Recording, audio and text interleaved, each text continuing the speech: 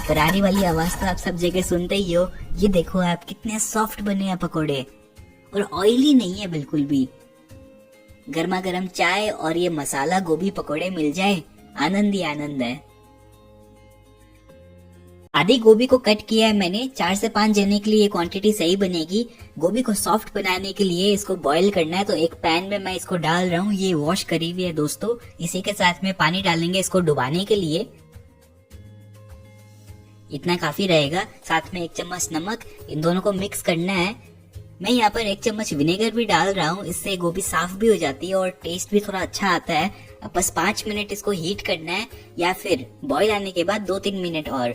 जब तक ये बॉईल हो रही है मैं इसको दूसरी गैस पे रख रहा हूँ। इसका स्पेशल मसाला बनाते हैं। एक तवा या फिर फ्राई पैन गरम करके इसमें 1 टीस्पून सौंफ, 1 टीस्पून जीरा, 1 टीस्पून धनिया के बीज, आधा चम्मच काली मिर्च, 2 लौंग और 1/4 टीस्पून अजवाइन। ये सारे मसालों को रोस्टिंग करना है लो हीट पर। लगातार चलाते रहेंगे, इनको जलने नहीं देना है। ये मसाले से गोभी के पकोड़े में मस्त फ्लेवर आता है, स्पेशली ठंड की सीजन में। 2-3 मिनट बाद मसाले रोस्ट हो जाते हैं, गोल्डन हो जाते हैं, क्रिस्पी हो जाते हैं। ये सबसे इम्पोर्टेंट चीज अब बताता हूँ। गैस बंद करने के बाद इनको पूरा ठंडा करना है, गरम गरम ग्राइंड नहीं करना है इनको। तो मैं प्लेट में निकाल कर इनको ठंडा कर रहा हूँ, तब तक गोभी को चेक करते हैं। अरे वाह, कलर ही मस्त लग रहा है गोभी का। ऑलमोस्ट 5 मिनट हो चुकी है, गोभी अपनी हाफ कुक रेडी है। अब स्ट्रेन करते हैं। बॉयल गोभी कितनी टेस्टी लग रही है। मसाले भी ठंडे हो गए दोस्तों। अब इनको क्रश करेंगे। मैं मोटर एंड पेसल से कर रहा हूँ, आप चाहो तो मिक्सर से भी कर सकते हो, लेकिन मोटर पेसल का स्वाद ही अलग आता है। बस क्रश करना है, पूरा पाउडर भी नहीं बनाना। अपना मसाला रेडी है। अब गोभी के हर कल्ले कल्ले में फ्लेवर भेजेंगे। उसके लिए एक बोल में भुना हुआ मसाला डालेंगे। मैंने सारा नहीं लिया है, सिर्फ आधा क्वांटिटी। इसी के साथ में 1 चम्मच अमचूर, 1 चम्मच लाल मिर्च पाउडर, नमक टेस्ट हिसाब से, आधा कप पानी। पानी के साथ इन मसालों को मिक्स करना है एक बार। अब इसमें गोभी डालकर मिक्स करेंगे। ऐसे करने से गोभी में मसालों का सारा फ्लेवर आ जाता है अच्छी तरह। एक बार मिक्स करने के बाद बस 5 मिनट इनको सोक करने देना है, ताकि हर कोने में ये मसाले का टेस्ट चला जाए। अभी चटपटा लग रहा है ना। चलो 5 मिनट बाद क्या करना है, ये जो गोभी है ना सबको बाहर निकालना है। और ये जो पानी वाला बैटर है इसमें हम लोग बेसन डालेंगे। बेसन की क्वांटिटी 1 से 1.5 कप, मैंने यहाँ पर 1.5 कप लिया है।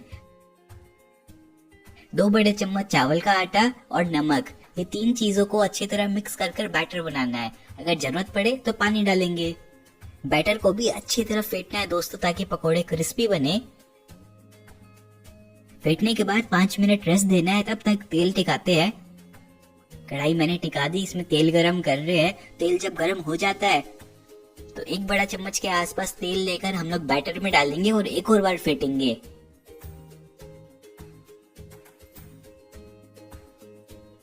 चलो अपना पकोड़े का बैटर रेडी है। एक्स्ट्रा क्रंच के लिए पकोड़े में इसमें आप नट्स भी डाल सकते हो। हैदराबाद में तो काफी चलता है कैश्यू नट पकोड़े में, तो मैंने थोड़े से डाल दिए। थोड़े बहुत इसमें अब गोभी के पीसेस डालकर मिक्स करेंगे और बेसन में डिप कर अब बस फ्राई करना है मीडियम हीट पर।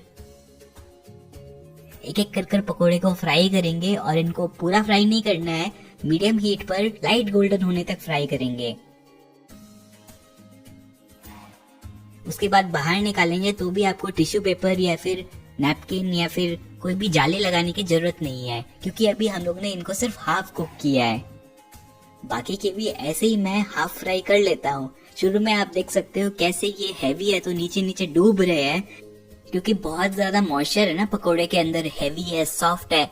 जैसे हम लोग ये लास्ट में कुक करेंगे तो ये लाइट एंड क्रिस्पी बन जाएंगे। सॉफ्टनेस फिर भी रहेगी। चलो सारे पकोड़े को मैंने हाफ फ्राई कर लिया है। अब बस इनको हाफ करना है।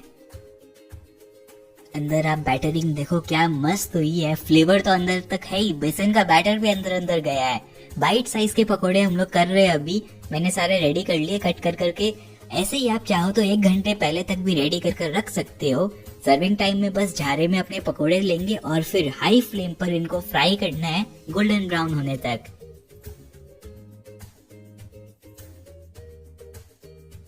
अब देख सकते हो कैसे ये तैर रहे हैं, अभी एकदम लाइट और क्रिस्पी बन रहे हैं। बस फ्राई करना है जब तक इसमें जो गोभी है ना वो ब्राउन होने लग जाए।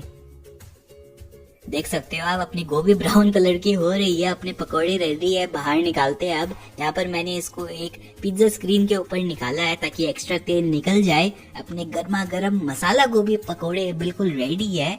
इनके ऊपर चाट मसाला स्प्रिंकल करेंगे और ये सर्व करने के लिए रेडी है। करारी वाली आवाज तो आप सब जगह सुनते ही हो। ये देखो आप, कितने सॉफ्ट बने हैं पकोड़े और ऑयली नहीं है बिल्कुल भी। गर्मा गर्म चाय और ये मसाला गोभी पकोड़े मिल जाए, आनंद ही आनंद है। कैसी लगी रेसिपी?